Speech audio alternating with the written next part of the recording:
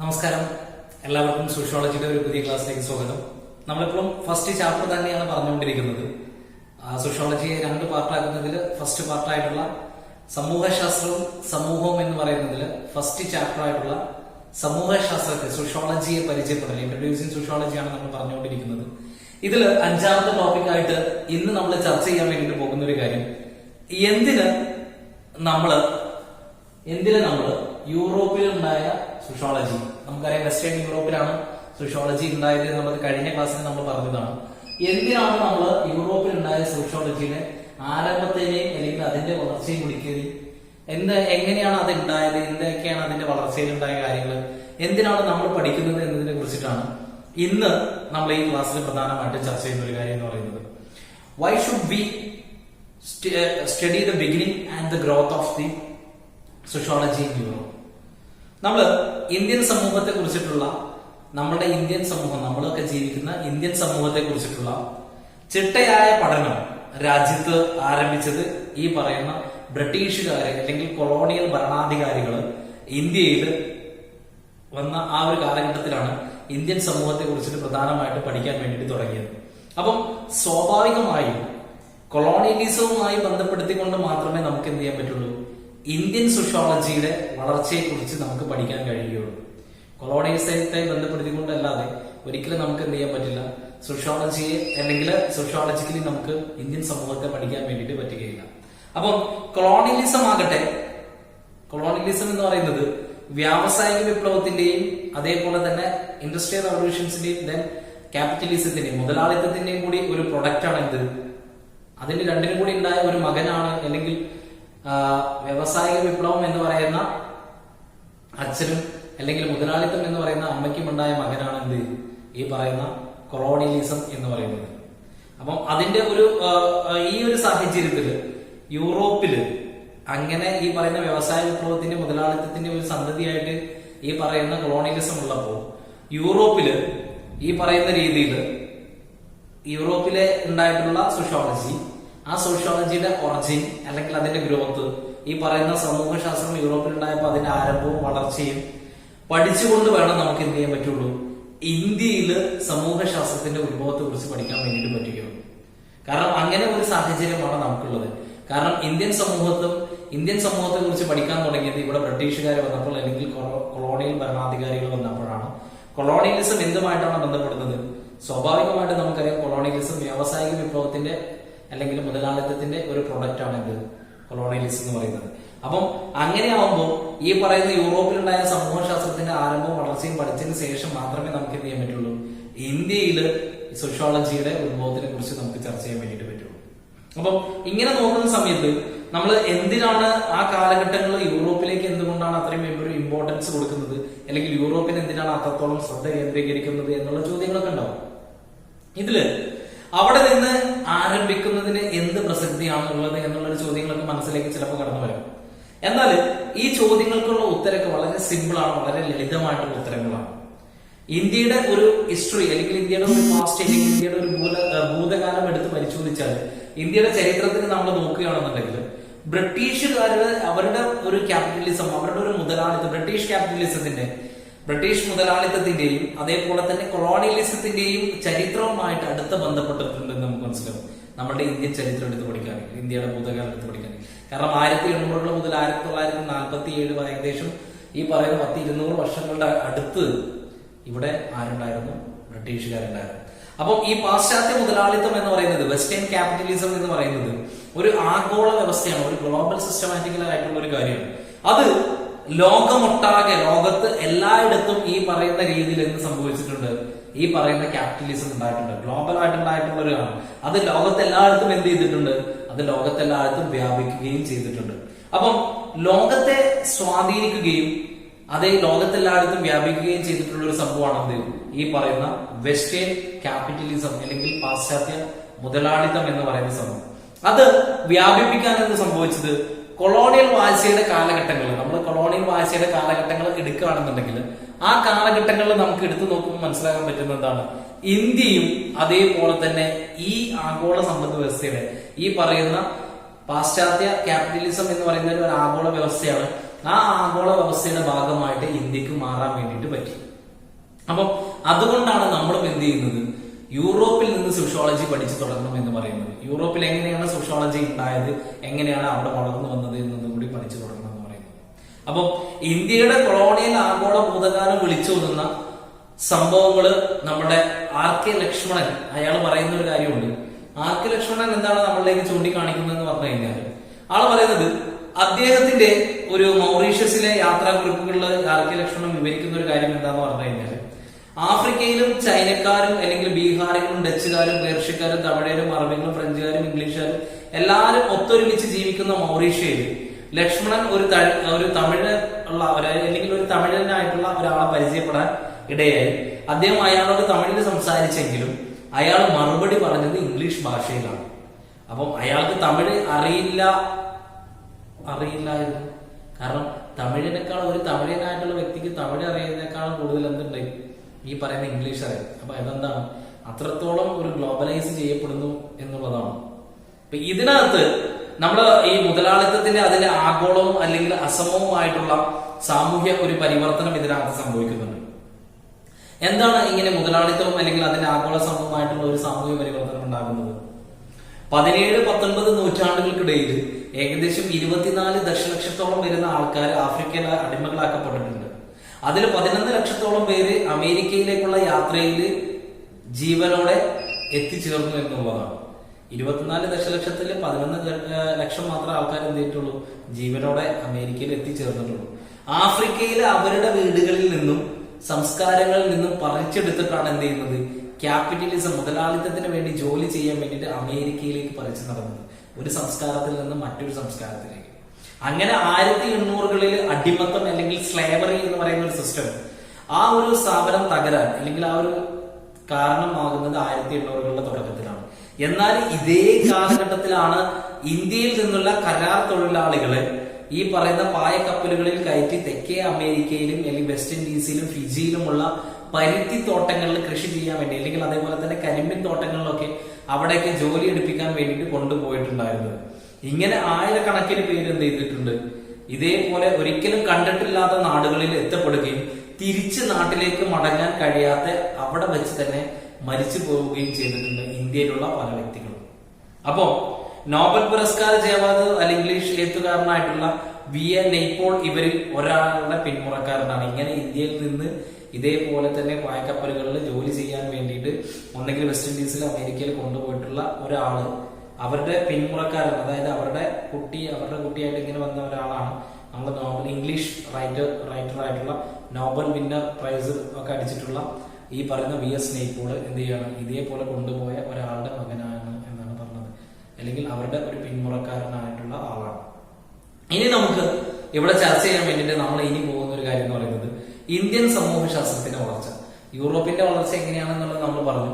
ഇനി നമ്മൾ പറയാൻ വേണ്ടിയിട്ട് പോകുന്നത് ഇന്ത്യൻ സമൂഹശാസ്ത്രത്തിന്റെ വളർച്ച എങ്ങനെയാണ്, അല്ലെങ്കിൽ the growth of sociology in India. Okay, ആദ്യം നമ്മൾ യൂറോപ്പിന്റെ പറഞ്ഞു, ഇപ്പൊ നമ്മൾ ഇനി ഇന്ത്യയുടെയാണ് പറയുന്നത്. ഇത് കൊളോണിയലിസം എന്ന് പറയുന്നത് ഒരു ആധുനിക മുതലാളിത്ത വ്യവസായത്തിന്റെ ഒരു പ്രധാന ഭാഗമായിരുന്നു എന്നൊക്കെ നമ്മൾ കുറച്ച് മുന്നേ പറഞ്ഞു നിർത്തിയ ഒരു കാര്യമാണ്.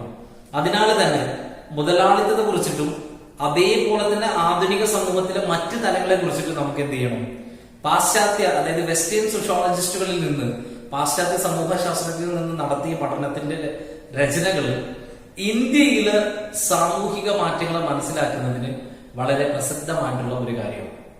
നമ്മൾ നോക്കുകയാണെന്നുണ്ടെങ്കിൽ കൊളോണിയലിസം ഇന്ത്യയിൽ കൊണ്ടുവന്ന വ്യവസായവൽക്കരണം നമ്മുടെ പാശ്ചാത്യ ലോകത്തെ വ്യവസായവൽക്കരണത്തിൽ നിന്നും എൻറ്റയർലി ഡിഫറെന്റ് ആണ്, ഭയങ്കര വ്യത്യാസപ്പെടുന്ന ഒരു സംഭവമാണ്. അവിടെ ഉണ്ടായത് ഈ യൂറോപ്പിലുണ്ടായ ഇൻഡസ്ട്രിയലൈസേഷൻ അല്ല ഇന്ത്യയിൽ ഉണ്ടായിട്ടുള്ളത്. ഓക്കെ, സ്വന്തം നാട്ടിലെ പാരമ്പര്യ വ്യവസായങ്ങളെ സംരക്ഷിച്ചുകൊണ്ടുള്ള ഒരു വ്യവസായവൽക്കരണമാണ് യൂറോപ്പ് പോലെയുള്ള വെസ്റ്റേൺ കൺട്രീസിൽ അല്ലെങ്കിൽ പാശ്ചാത്യ നാടുകളിൽ നടപ്പിലാക്കിയെങ്കിൽ ഇന്ത്യയിൽ നേരെ മറിച്ചാണ്. ഇന്ത്യയിലെ ട്രഡീഷണൽ ഇൻഡസ്ട്രീസുകൾ, പാരമ്പര്യ വ്യവസായങ്ങളെ തകർത്തുകൊണ്ടുള്ള ഒരു വ്യവസായവൽക്കരണമാണ് കൊളോണിയലിസം അല്ലെങ്കിൽ ബ്രിട്ടീഷുകാർ അവരുടെ ഇഷ്ടത്തിനനുസരിച്ച് ഇവിടെ കൊണ്ടുവന്നിട്ടുള്ളത്. ഇംഗ്ലീഷ് ഈസ്റ്റ് ഇന്ത്യ കമ്പനിയുടെ സ്വാധീനം, അതിന്റെ ഒരു ഇൻഫ്ലുവൻസ് എത്രത്തോളം ഉണ്ട് എന്നുള്ളത് നമ്മുടെ കാൾ മാർക്സിന്റെ അഭിപ്രായത്തിൽ അല്ലെങ്കിൽ അതിന്റെ വൈരുദ്ധ്യങ്ങൾ നമുക്ക് രേഖപ്പെടുത്തി തരുന്നുണ്ട്. കാരണം സ്വന്തം ഉൽപ്പന്നങ്ങൾ വിറ്റഴിക്കുന്നതിനും വേണ്ടിയിട്ടും അതേപോലെ തന്നെ ഇന്ത്യയിലെ കരകൗശല കുടിൽ വ്യവസായങ്ങൾ നശിപ്പിക്കുന്നതിനും വേണ്ടിയിട്ടുള്ള ഒരു നയമാണ് ആര് സ്വീകരിച്ചത്? ഇംഗ്ലീഷ് ഈസ്റ്റ് ഇന്ത്യ കമ്പനി ഇന്ത്യയിൽ സ്വീകരിച്ചിട്ടുണ്ടായിരുന്നത്. അല്ല, പരുത്തിയുടെ നാടായ ഇന്ത്യയിൽ അവർ കുറഞ്ഞ നികുതി നിരക്കിൽ എന്ത് ചെയ്തു? പരുത്തി വസ്ത്രങ്ങൾ ഇവിടെ നിന്ന് കയറ്റുമതി ചെയ്തു. എന്നാൽ യന്ത്രനിർമ്മിത ബ്രിട്ടീഷ് പരുത്തി വസ്ത്രങ്ങളുടെ പ്രളയത്തിൽ പെട്ടിട്ടാണ് എന്ത് ചെയ്യുന്നത്? ഇന്ത്യയിലെ പരുത്തി വസ്ത്ര വ്യവസായം എന്ത് ചെയ്യുന്നത്? തകർന്നടിയുന്നത്. അപ്പം മാക്സിന്റെ അഭിപ്രായത്തിൽ മാക്സ് ചുരുക്കി പറയുന്ന ഒരു കാര്യമുണ്ട്. എന്താണ്? പാശ്ചാത്യ വ്യവസായവൽക്കരണം ഇന്ത്യയിലെ വ്യവസായവൽക്കരണങ്ങളുടെ വളർച്ച എന്ത് ചെയ്യാണ്? സത്യത്തില് നിർത്തുകയാണ്, അല്ലെങ്കിൽ മുരടിപ്പിക്കാൻ തുടങ്ങി എന്നുള്ളതാണ്. അല്ലെങ്കിൽ മുരടിപ്പിക്കുകയാണ് ഏറ്റവും കൂടുതൽ ചെയ്തിട്ടുള്ളത്. അപ്പം ഇന്ത്യൻ സമൂഹത്തെ കുറിച്ചുള്ള ഇതേപോലെയുള്ള പാശ്ചാത്യരുടെ രചനകളും ആശയങ്ങളും തെറ്റായ ധാരണകൾ നിറഞ്ഞതാണ്. കാരണം അതുകൊണ്ട് തന്നെയാണ് ഇന്ത്യയിൽ സമൂഹശാസ്ത്രത്തെ, ഇന്ത്യൻ സോഷ്യോളജിയെ അവയെ വളരെ എന്താ പറയുന്നത് സൂക്ഷ്മമായിട്ട് നമുക്ക് നിരീക്ഷിച്ചുകൊണ്ട് അല്ലെങ്കിൽ അതിനെ കൈകാര്യം ചെയ്യേണ്ടതുണ്ട്. കാരണം എന്താണ്? ഇന്ത്യൻ സമൂഹത്തെ കുറിച്ചുള്ള വെസ്റ്റേൺ കൺട്രീസിലുള്ള ആൾക്കാർ എഴുതി വെച്ച കാര്യങ്ങളും ആശയങ്ങളും തെറ്റായ ധാരണകളാണ് അതിനകത്ത് ഫുള്ളുള്ളത്. അതിന് അതേപോലെ നമുക്ക് പകർത്താൻ വേണ്ടിയിട്ട് പറ്റില്ല. അതുകൊണ്ട് ആ സമൂഹശാസ്ത്രത്തെ നമ്മൾ നോക്കിക്കാണുമ്പോൾ വളരെ സൂക്ഷ്മതയോടെ നമ്മൾ കൈകാര്യം ചെയ്യണം. കാരണം എന്താണ്? കൊളോണിയൽ ഉദ്യോഗസ്ഥരുടെ പാശ്ചാത്യ പദ്ധതികളുടെ ഒരു വിവരണങ്ങളാണ് അതിനകത്ത് എന്ത് ചെയ്യേണ്ടിയിരുന്നത്? ഏറ്റവും കൂടുതൽ അങ്ങനെയുള്ള വിവരണങ്ങളും ആശയങ്ങളുമാണ് അതിനകത്ത് പ്രകടിപ്പിച്ചിട്ടുള്ളത്. അതൊരിക്കലും നമുക്ക് പോസിറ്റീവ് ആവുന്ന രീതിയിൽ അവർ എഴുതി വെക്കില്ല. മനസ്സിലായില്ലേ? അവരിൽ പലരും ഇന്ത്യൻ സമൂഹത്തെ പാശ്ചാത്യ സമൂഹത്തിന് വിരുദ്ധമായിട്ട് തന്നെയാണ് എന്ത് ചെയ്യുന്നത്? അവരുടെ രചനകളിലൊക്കെ കണ്ടിരുന്നത്. ഉദാഹരണത്തിന് ഇന്ത്യൻ ഗ്രാമങ്ങള് മാറ്റമില്ലാത്ത ഒന്നായിട്ടാണ് അധികവും ഈ കൊളോണിയൽ ഭരണാധികാരികളായിട്ടുള്ള ആളുകൾ എഴുതി വെച്ചിട്ടുള്ള ഒരു സംഭവം. സമൂഹത്തിന്റെ ഏറ്റവും ചെറിയ അവസ്ഥ, കുട്ടികളുടെ ഒരു ശൈശവം എന്നൊക്കെ പറയുന്ന പോലെ ഏറ്റവും ഒരു ചെറിയ അവസ്ഥയിലാണ് ഈ പറയുന്ന ഇന്ത്യയിലെ ഗ്രാമങ്ങൾ എന്ന്, അല്ലെങ്കിൽ ആ ശൈശവാവസ്ഥയിലുള്ള ഒരു അവശിഷ്ടമായിട്ടാണ് എന്ത് ചെയ്യുന്നത്? പാശ്ചാത്യ എഴുത്തുകാര് ഇന്ത്യയിലെ ഗ്രാമങ്ങളെ, ഇന്ത്യൻ വില്ലേജസിനെ അല്ലെങ്കിൽ ഇന്ത്യൻ റൂറൽ ഏരിയാസിനെ കണ്ടിട്ടുണ്ടായിരുന്നത്. അതേസമയം പാശ്ചാത്യ സമൂഹത്തെ അല്ലെങ്കിൽ സമൂഹത്തിലെ ഗ്രാമങ്ങളെ ഊർജ്ജസ്വലവും അല്ലെങ്കിൽ ഒരു മൊബിലിറ്റി ഉള്ള ഈ പറയുന്ന ചലനാത്മകതയുമായിട്ടാണ് ആര് ചിത്രീകരിച്ചിട്ടുണ്ടായിരുന്നത്? ഈ പറയുന്ന പാശ്ചാത്യര് അതിനെ ചിത്രീകരിച്ചിട്ടുണ്ടായിരുന്നത്. അപ്പം ഇന്ത്യയിലെ പോലെയുള്ള രാജ്യങ്ങളിൽ ഈ പറയുന്ന കൊളോണിയൽ പൈതൃകത്തിന്റെ മറ്റൊരു തെളിവാണ് എന്ത്? ഈ പറയുന്ന സോഷ്യോളജിയും സോഷ്യൽ ആന്ത്രപ്പോളജിയും, സമൂഹശാസ്ത്രവും സാമൂഹിക നരവംശ ശാസ്ത്രവും എന്ന് പറയുന്നത്. അതില് അവര് തമ്മിൽ നടത്തിയിട്ടുള്ള ഒരു വേർതിരിവ്, ഈ പറയുന്ന കൊളോണിയൽ ഭരണാധികാരികൾ തമ്മിൽ നടത്തിയ ഒരു വേർതിരിവ് എന്താന്ന് പറഞ്ഞു കഴിഞ്ഞാല് വ്യാവസായിക ലോകത്തിന്റെ വിശകലനമാണ്, അല്ലെങ്കിൽ അതിന്റെ ഒരു പ്രത്യേക ഊന്നൽ കൊടുത്തിട്ട് അതേപോലെ തന്നെ മനുഷ്യ സംഘങ്ങളുടെയും സമൂഹങ്ങളുടെയും പഠനമായിട്ടാണ് എന്ത് ചെയ്യുന്നത്? വെസ്റ്റേൺ ആയിട്ടുള്ള സോഷ്യോളജിസ്റ്റുകൾ ഈ പറയുന്ന സോഷ്യോളജിയെ ഡിഫൈൻ ചെയ്തിട്ടുണ്ടായിരുന്നത്. എന്നാൽ സിമ്പിൾ സൊസൈറ്റി, അതായത് ലളിത സമൂഹങ്ങളുടെയും അതേപോലെ തന്നെ പാശ്ചാത്യ സംസ്കാരങ്ങളുടെയും ഒരു ഇതര സംസ്കാരം എന്നുള്ള രീതിയിലുള്ള ഒരു പഠനത്തെയാണ് എന്ത് ചെയ്തിട്ടുണ്ടായിരുന്നത്? സോഷ്യൽ ആന്ത്രപ്പോളജി അല്ലെങ്കിൽ സാമൂഹിക നരവംശ ശാസ്ത്രത്തെയും ഈ പറയുന്ന വെസ്റ്റേൺ ആയിട്ടുള്ള ആൾക്കാർ അല്ലെങ്കിൽ പാശ്ചാത്യർ എന്ത് ചെയ്തിട്ടുണ്ടായിരുന്നത്? ഡിഫൈൻ ചെയ്തിട്ടുള്ള ഒരു കാര്യം. അപ്പം ഇങ്ങനെ സമൂഹശാസ്ത്രവും അല്ലെങ്കിൽ സാമൂഹിക നരവംശ ശാസ്ത്രവും രണ്ട് വിഷയങ്ങളായിട്ട് പാശ്ചാത്യർ എന്ത് ചെയ്തിട്ടുണ്ടായിരുന്നു? വേർതിരിച്ചിട്ടുണ്ടായിരുന്നു.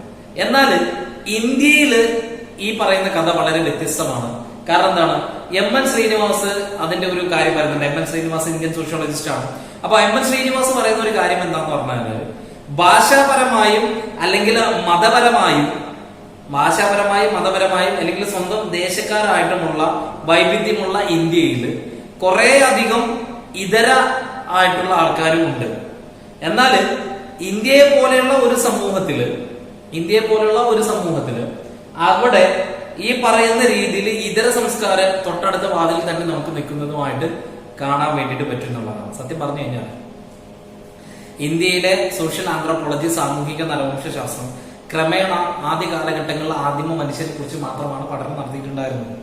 എന്നാൽ അവിടെ നിന്ന് പിന്നെ ഇങ്ങോട്ട് കർഷകരെ കുറിച്ചിട്ട്, ദെൻ അതേപോലെ തന്നെ വംശീയ വിഭാഗങ്ങളെ കുറിച്ചിട്ട്, ദെൻ അതേപോലെ തന്നെ സാമൂഹിക വർഗങ്ങളെ കുറിച്ചിട്ട്, ദെൻ അതേപോലെ തന്നെ പ്രാചീന സംസ്കാരങ്ങളുടെ സവിശേഷതകളെ കുറിച്ചിട്ട്, ദെൻ അതേപോലെ തന്നെ ആധുനിക വ്യവസായ സമൂഹങ്ങളെ കുറിച്ചിട്ട് തുടങ്ങിയിട്ടുള്ള എല്ലാ പഠനങ്ങളിലേക്കും ആന്ത്രോപോളജി അല്ലെങ്കിൽ സാമൂഹിക നരവംശ ശാസ്ത്രം നീങ്ങുകയുണ്ടായി. സത്യം പറഞ്ഞു കഴിഞ്ഞാല് എന്താണോ സോഷ്യോളജി പഠിച്ചുകൊണ്ടിരിക്കുന്നത് അതേ രീതിയിലേക്ക് തന്നെ സോഷ്യൽ ആന്ത്രോപോളജിയുടെ പഠനവും എന്ത് ചെയ്യുന്നുണ്ട്, കർശനമായ വേർതിരിവ് ഇപ്പോ ഇന്ത്യയിൽ എന്ത് ചെയ്യുന്നില്ല, അറ്റ് പ്രസന്റ് കാലഘട്ടത്തിൽ നിലനിൽക്കുന്നില്ല എന്നുള്ളതാണ്.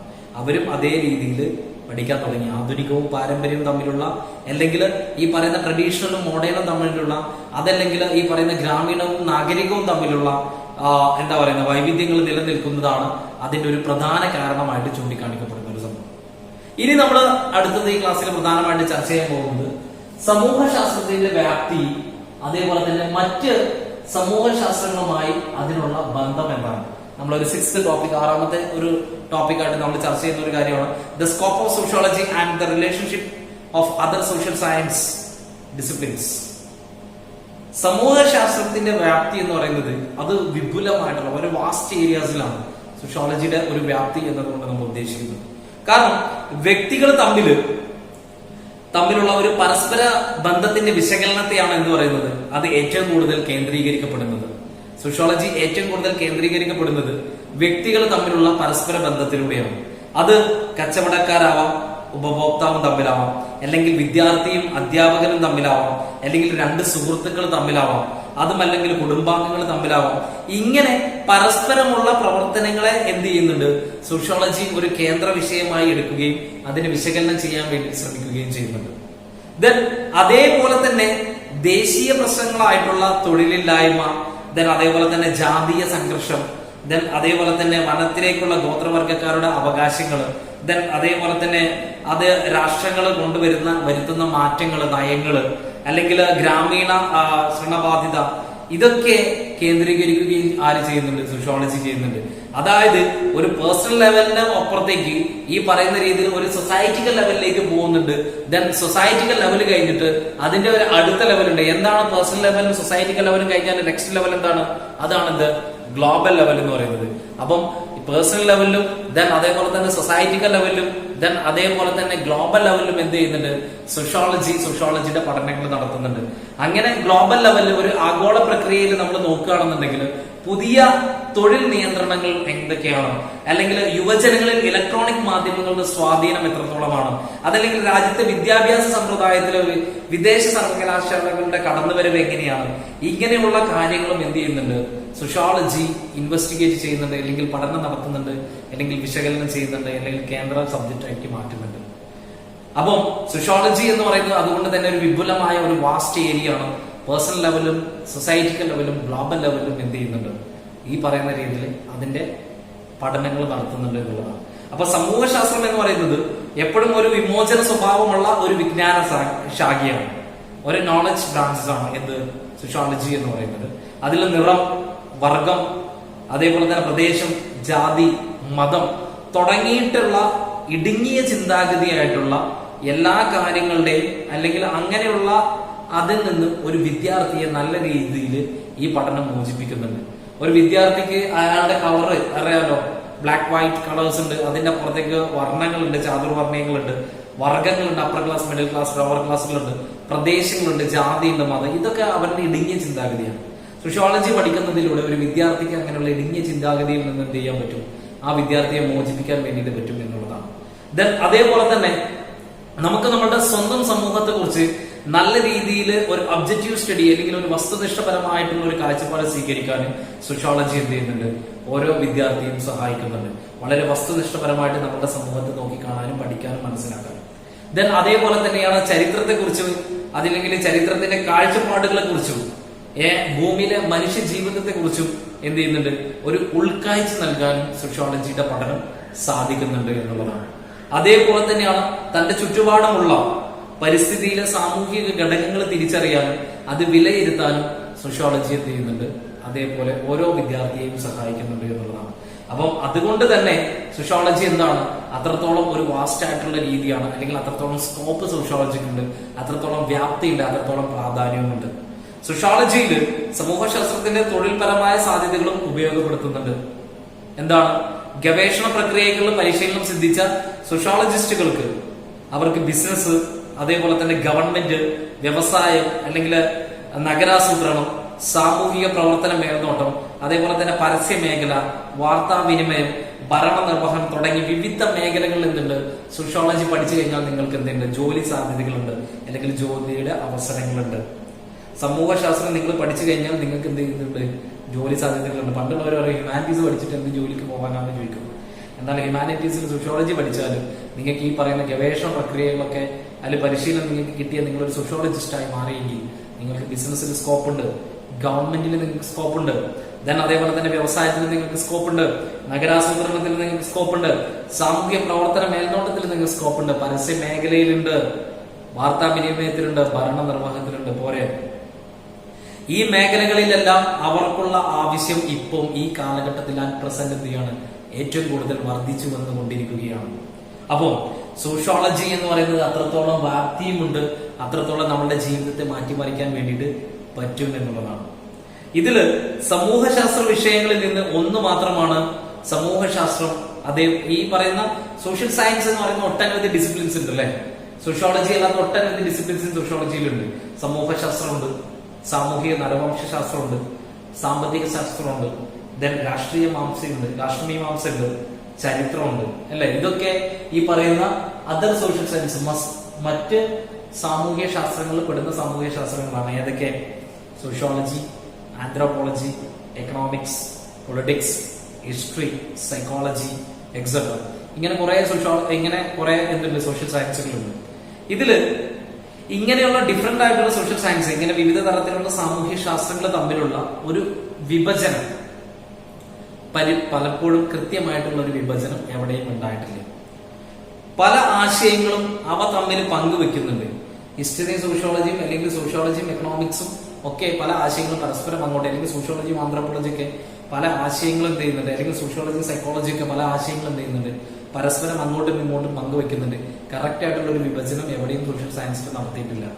കാരണം ഈ വിഷയങ്ങൾ തമ്മിൽ അടിസ്ഥാനപരമായ വ്യത്യാസങ്ങൾ ഇഷ്ടം പോലെയുണ്ട്. എക്കണോമിക്സ് പോലെയുള്ള പൊളിറ്റിക്സ് പോലെയുള്ള ഹിസ്റ്ററി പോലെയുള്ള സോഷ്യോളജി അടിസ്ഥാനപരമായ വ്യത്യാസങ്ങളുണ്ട്.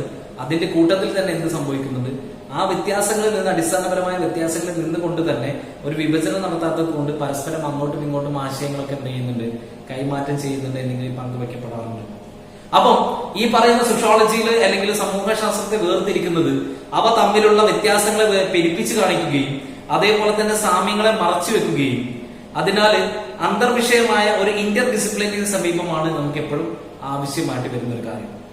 സാമൂഹ്യ ശാസ്ത്രങ്ങളെ വേർതിരിക്കുന്നതിന് ഈ പറയുന്ന സോഷ്യൽ സയൻസുകളെ മറ്റ് സാമൂഹ്യ ശാസ്ത്രങ്ങളെ വേർതിരിക്കുന്നതിന്, മറ്റ് അതർ സോഷ്യൽ സയൻസിനെ വേർതിരിക്കുന്നതിന് അവ തമ്മിലുള്ള വ്യത്യാസങ്ങളെ പെരുപ്പിച്ച് കാണിക്കുന്നു.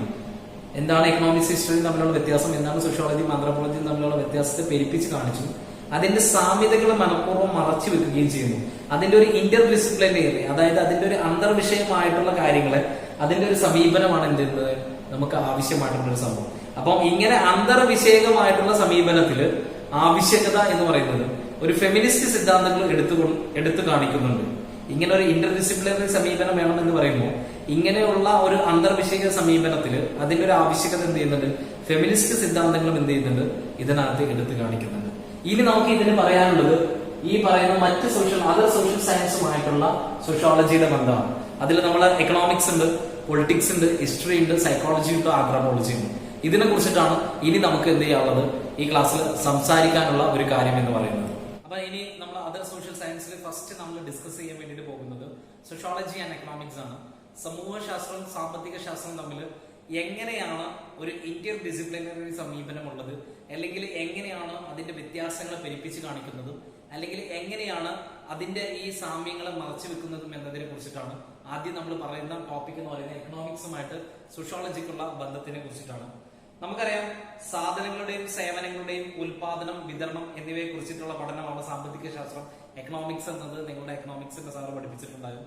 അതിൽ ഈ പറയുന്ന വില, അതേപോലെ തന്നെ വിതരണം, പണത്തിന്റെ ഒഴുക്ക് അല്ലെങ്കിൽ സമ്പാദ്യം, നിക്ഷേപം തുടങ്ങിയിട്ടുള്ള പ്രതിഭാസങ്ങളെയാണ് എക്കണോമിക്സ് പൊതുവെ എന്ത് ചെയ്യുന്നത്, പഠന വിഷയമാക്കുന്ന ഒരു സംഭവം എന്ന് പറയുന്നത്.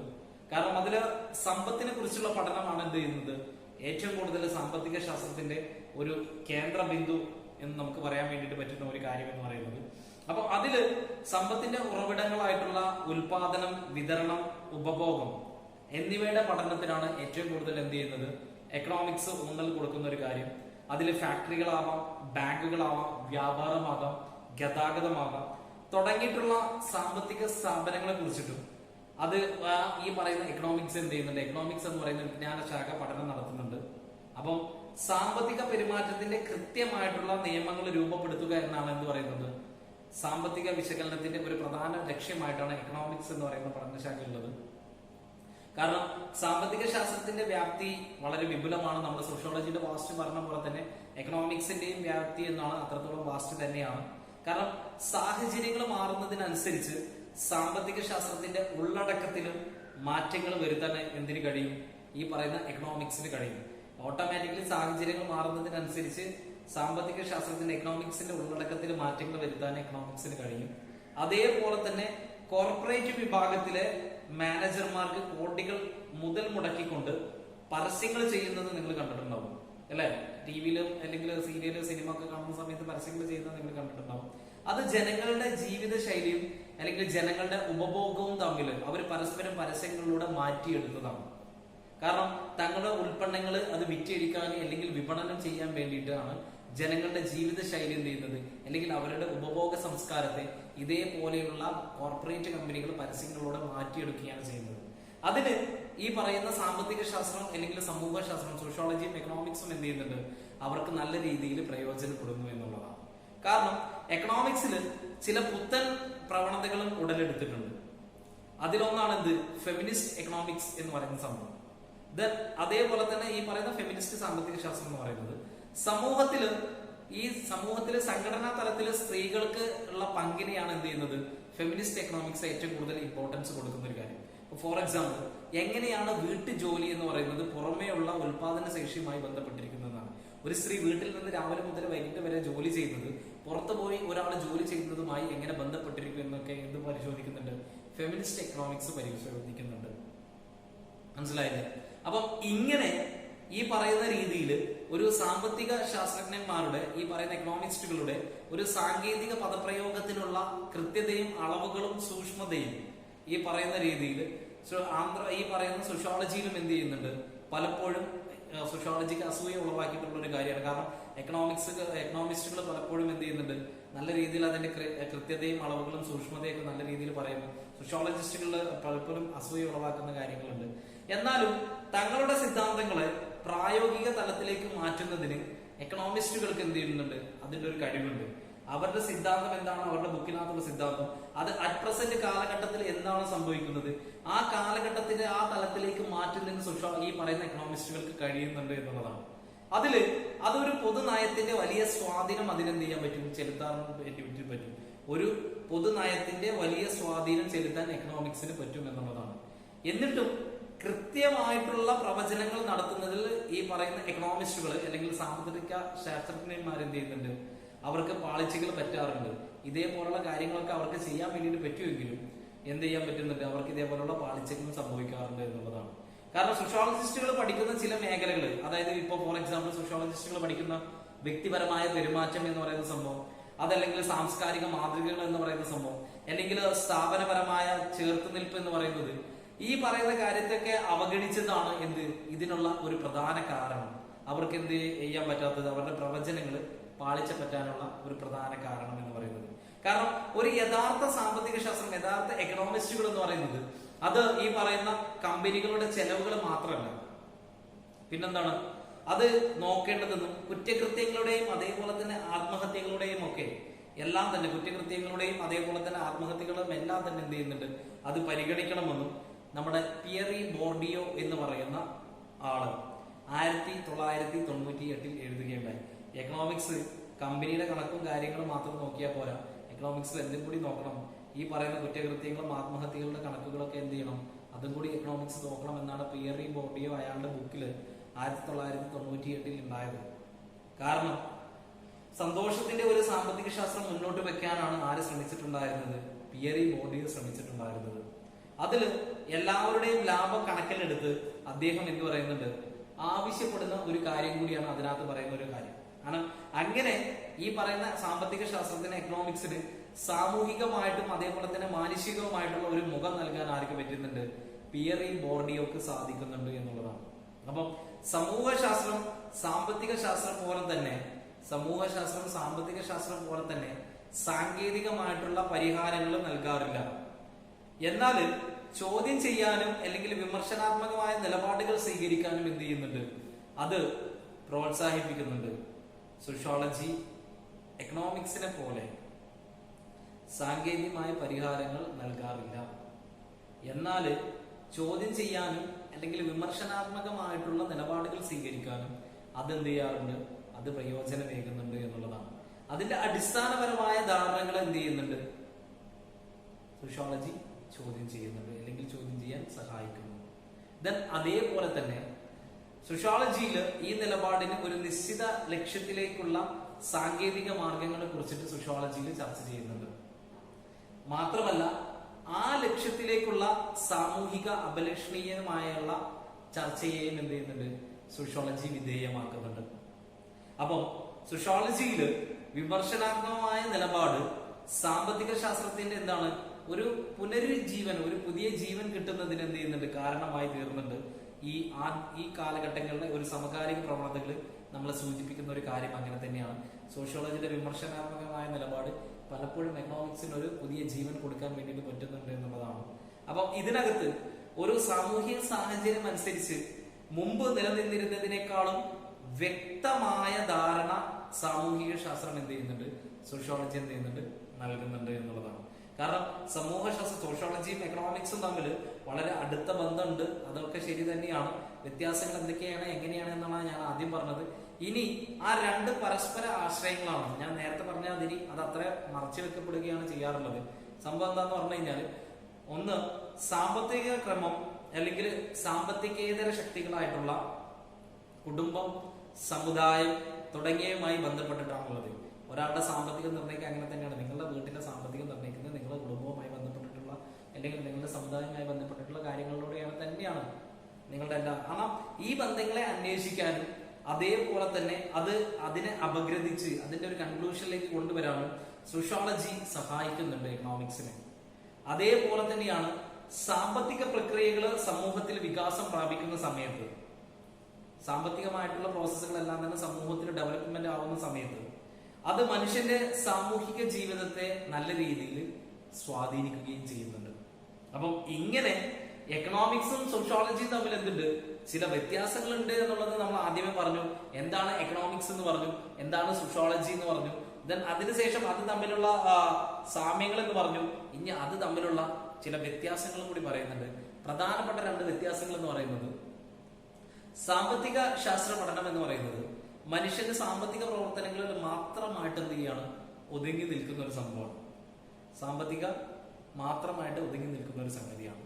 വ്യക്തി സംഘടനകൾക്കോ അവരുടെ പരസ്പര പ്രവർത്തനങ്ങൾക്കോ ഒരു ഇന്ററാക്ഷൻസിന് പോലും എന്ത് ചെയ്യുന്നില്ല, സാമ്പത്തിക ശാസ്ത്രം എക്കണോമിക്സ് ഇമ്പോർട്ടൻസ് കൊടുക്കുന്നില്ല. എന്നാൽ സോഷ്യോളജി ആണെന്നുണ്ടെങ്കിലോ മനുഷ്യന്റെ എല്ലാവിധ പരസ്പര പ്രവർത്തനങ്ങളും എന്ത് ചെയ്യുന്നുണ്ട്, സോഷ്യോളജി പഠന വിധേയമാക്കുന്നുണ്ട്. മനുഷ്യന്റെ എല്ലാവിധ പരസ്പര പ്രവർത്തനങ്ങളും എന്ത് ചെയ്യുന്നുണ്ട്, സോഷ്യോളജി പഠന വിധേയമാക്കുന്നുണ്ട്. ഇങ്ങനെ സോഷ്യോളജി സമൂഹത്തിന്റെ, സൊസൈറ്റിയുടെ ഒരു സ്റ്റഡി ആണെന്നുണ്ടെങ്കിൽ എക്കണോമിക്സ് എന്താണ്, വെൽത്തിന്റെ അല്ലെങ്കിൽ സമ്പത്തിന്റെ ഒരു പഠനമാണ്. സോഷ്യോളജി സമൂഹത്തിന്റെ പഠനമാകുമ്പോൾ എക്കണോമിക്സ് സമ്പത്തിന്റെ പഠനമാണ്. അപ്പൊ ഇത്രയും കാര്യങ്ങളാണ് സോഷ്യോളജിയും എക്കണോമിക്സും തമ്മിലുള്ള ബന്ധത്തെ കുറിച്ചിട്ട് നമ്മൾ ചർച്ച ചെയ്യുന്നത്. ഇനി അടുത്ത ക്ലാസ്സിൽ നമുക്ക് പൊളിറ്റിക്കൽ സയൻസും സോഷ്യോളജിയും തമ്മിലുള്ള ബന്ധമുണ്ട്. ദെൻ ഹിസ്റ്ററിയും അതേപോലെ തന്നെ സോഷ്യോളജിയും തമ്മിലുള്ള ബന്ധമുണ്ട്. ദെൻ സൈക്കോളജിയും സോഷ്യോളജിയും തമ്മിലുള്ള ബന്ധമുണ്ട്. ആന്ത്രോപോളജിയും സൈക്കോളജിയും തമ്മിലുള്ള ബന്ധമുണ്ട്. അത് നമുക്ക് അടുത്ത ക്ലാസ്സിൽ ചർച്ച ചെയ്യാമെന്ന് പറഞ്ഞിട്ട് ഇന്നത്തെ ക്ലാസ് നമ്മളിവിടെ നിർത്തുകയാണ്. നന്ദി.